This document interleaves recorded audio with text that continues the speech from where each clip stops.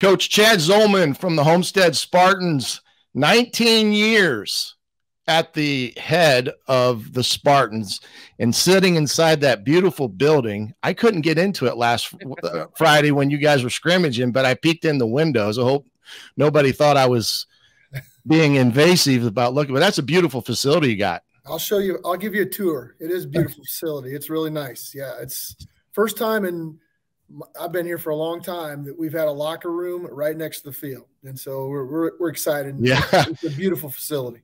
Yeah. That walk from the building out to the field was probably getting a little, you ever logged your miles on that? No, I probably shouldn't. Right. We ended up meeting in the barn at half times, so that's right. Our meeting spot. So this is way different. It's going to be nice. Right. Well, it looked beautiful. And of course the new scoreboard looks great. And, I know that I appreciate you taking a few minutes here out of your schedule. I know you guys game plan on Sunday nights as you get ready for the Northrop Bruins. But looking back to the scrimmage here Friday, what did you take away from that, from your perspective with your program and team? We use it as a great evaluator. That's why we like Snyder. They're gonna truly give us a feel for where we're at, and we rotate just about everybody in, everybody gets a shot, and then we use the film to evaluate and start figuring out some positions. And tonight's, we're part of what we're doing tonight is hashing out, making sure we're all in agreement on who should be on the field. And that scrimmage gives us that. Offensively, I felt we did some good things. And as the scrimmage went on, we got a little more comfortable, I think, with some of those guys. And same thing on defense. They're a good offense. They've got a really good running back and good quarterback, so they can move the ball. And I felt like the older kids, we're going to be inexperienced on defense, and I felt like they got better as the scrimmage went on, the first couple groups that were in there. So we always get something very valuable out of that scrimmage just to see where we're at this point. Yeah, I was there for a good part of it, and I thought it was again, it's pretty controlled. I mean, it's not something that you get too much of an evaluation, guys getting up to reps and that stuff, because that's always a week one concern is you get those long drives, and do you have those subs ready to go that can provide you a little bit of a breathing room between your first and second teams when you get into those games, especially if it's hot. But yep. I mean, if it's like tonight, my goodness, fall's here already. I mean, it feels like October outside. Right. Hey, talk to me a little bit now. Your son's playing for you, correct? Yes. And he's a senior. Senior. How is that you get to coach your son and kind of give some people some insight, because I know at sometimes, being a coach's kid myself, having dad as the head coach, if you played for him, is sometimes good and sometimes bad. But kind of from your perspective, how do you like that aspect of it? I tried to let other coaches coach him until he got to high school. And so I stood back and just kind of when he got here, it's been great. I love coach. He calls me coach on the field. He's it's a unique situation. And so, right. I cannot believe he's a senior. I mean, I can't believe how fast he's gone. He's already been through here for 4. But it's really, we have, before every game, he finds me on the sideline right before the game starts, gives me a hug. And, we have a couple words, and it's a pretty cool experience. And I'm going to treasure it for the rest of my life. It's great. Now, the question I have, is your wife, or is she your son's mom that after the game has a little conversation with the coach about why didn't you do this or why didn't you do that? Well, for 19 years, she's been asking me those questions. So I'm used to it when I get home. So she's your biggest critic, right? Right. If you know my wife, she's all about football. And no, she's really great. And she's, it takes a special lady to be a coach's wife, and it does. Look, we're gone tonight. We were going Saturday. We're going. It's just, and we haven't even started officially. So she's wonderful, and we have. I have to vent to her sometimes, and she listens and takes it, and So she's a good sounding board for me too. So it's been Yeah. good. And she's thrilled about Zach being a senior. She's all Yeah. trying to be the senior mom instead of the coach's wife, and she's done a good job of that. I didn't get the chance to play for my father. I played against him as a freshman when he was at Wayne High School, and that was a tough one for me because I grew up on the sideline. I'm sure like Zach did. So I can understand how that can be a very cherishing moment for all of you involved. You know, mom too.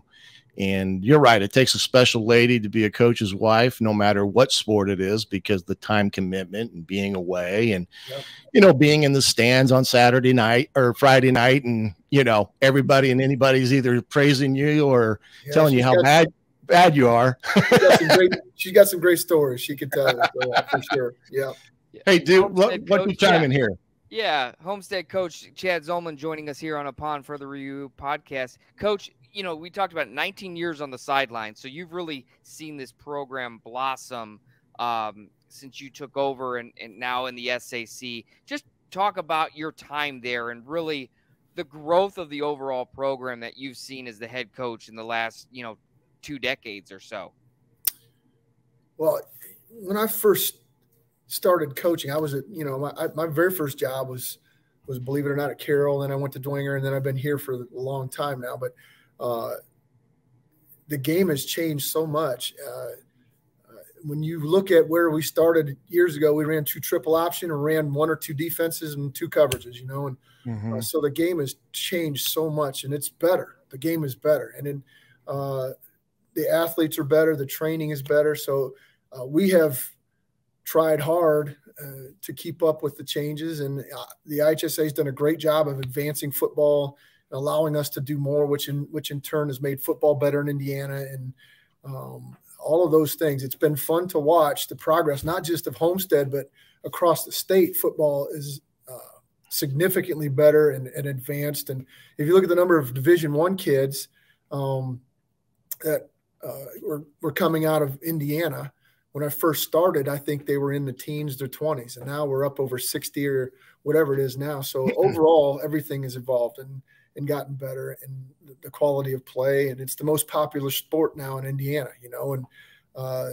it's really, and as far as Homestead, we've been very blessed to have some consistency of our coaching staff and how we run things and do things, and the expectations and commitment and all of those things. We've tried to elevate the bar every year, and we've been able to, with the help of a great staff and committed players, and we've been able to sustain it for a little bit. So the goal now is to figure out how to make a trip to Indy and make it a serious run. So that's what we're at. Yeah. Well, you have Peyton Slavin coming back. Big numbers a year ago, 1,900 yards. Going to be in his junior season, now a senior. Talk about his growth, kind of as a quarterback on the field, but ultimately as a leader of this Homestead football team as well. Well, his teammates chose him as a captain this year, so I let them choose that. It's a good sign, and his effort has been tremendous in the offseason. It has been for a long time, but physically he's had growth. Just you can tell he's a thicker, faster, stronger player. His arm strength is better than he's got good arm strength last year and is better this year. And being through a season in this conference is a pretty valuable experience, and you're able to understand the requirements that are upon you, and how hard it is to win, and how well you have to play to win, and how hard you have to play, and how to study. And so he's been through all that. So that's why it's good to have a veteran quarterback, and you don't have to learn from game one under fire. It's coming from a different spot the second year in. So he's done some good things, and he settled into that scrimmage and did pretty well throughout the scrimmage. So we're excited to begin the season. Sure. Go ahead. Talk about tailback, because and you guys lost some key skill positions from a year ago. Nate Anderson being one. He was a definite deep threat, but the Fox kid, he's kind of the guy that's stepping into the tailback role.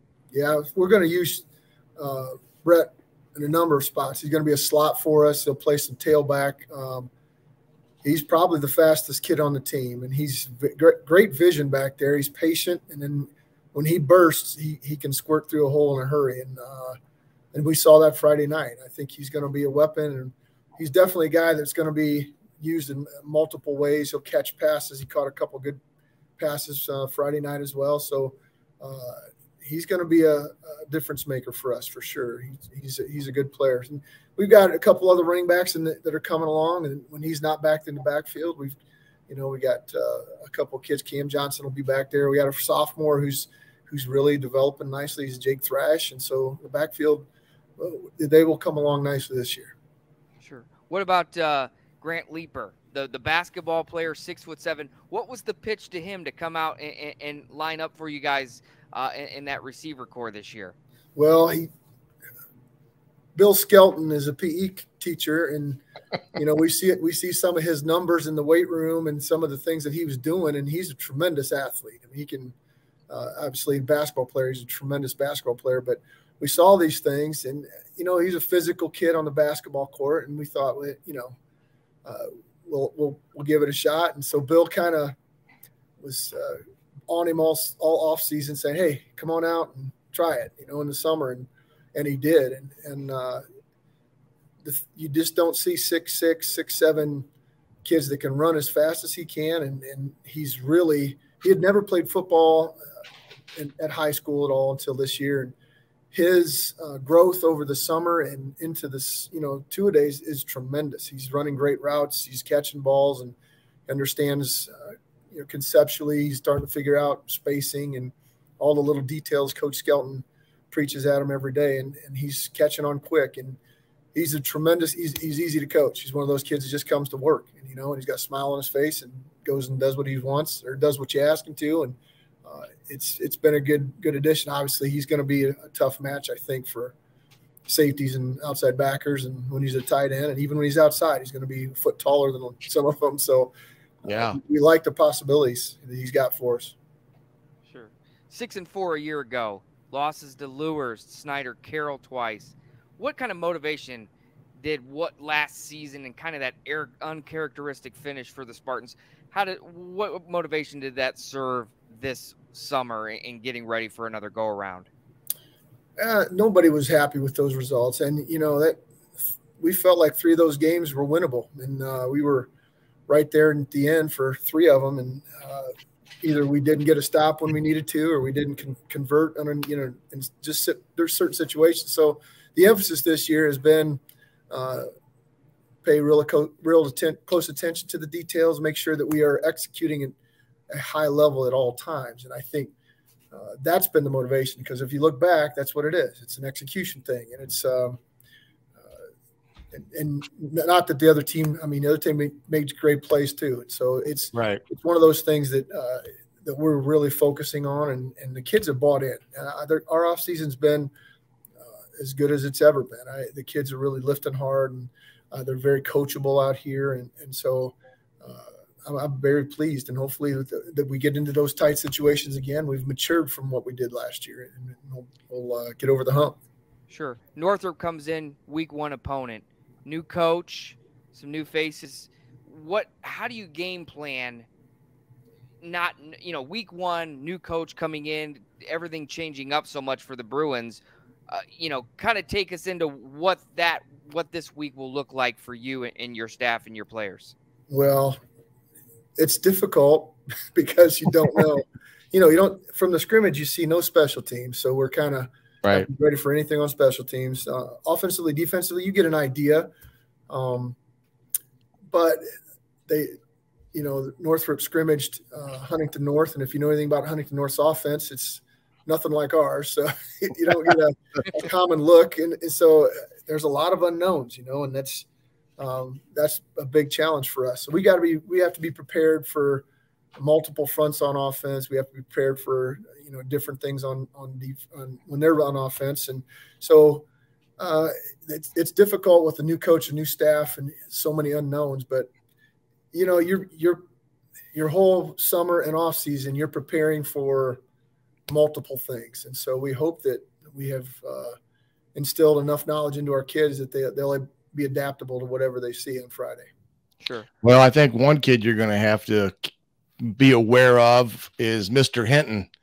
That kid is a player, and he can cause some havoc along the defensive line. And I've even heard they may stand him up as an outside linebacker as well. Well, he's athletic enough to play anything on the field. So right. Yeah, he stands out on film tremendously. So yeah, part of our game plan tonight.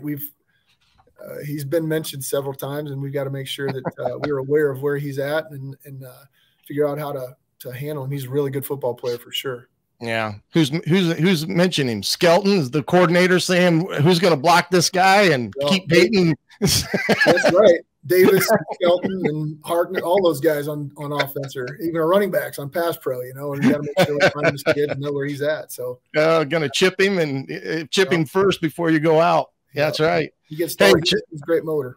Hey, Chad, we really appreciate you jumping on here upon further review. And this is something that myself and Duke kind of threw together about 3 weeks ago. And I thought it would be something that we'd have a little fun with, but only if we could get coaches and kids on throughout the season to talk a little ball and bring a little different perspective to some of these things that maybe the ordinary fan is not aware of, and I think it's good to have those conversations and, talk about family and your wife, and you got your son playing for you this year. And I can attest, and I'm going to go outside of the realm here, how much I respect you and your staff since my son played for you guys. I really appreciate all you did in your time when he was there playing under you and your coaching staff. Just a tremendous experience for him. So from the Griffith family, we're deeply appreciative of everyone there at Homestead. Well, Isaac was a tremendous player, so it was, it's easy to coach. He's a great kid. So it was our pleasure. It's always, I say that in honesty. It's as a coach, that the best part about it is working with these kids. And and so we really do enjoy it. So we're appreciative of having that opportunity. Thank you for having me on. It's been good. Yeah. Chad Zolman, head football coach in his 19th year from Homestead High School, taking on the Bruins in Quinton Bowen Friday night at 7 p.m. And it will be the 1380 100.9 FM high school football game of the week as we venture out to Walter Stadium. So we enjoy it. We look forward to being a part of it and seeing that new facility. But best of luck this year, Coach. Stay healthy. Okay. And we'll see you down the road. All right. Thank you very much. Thanks, guys.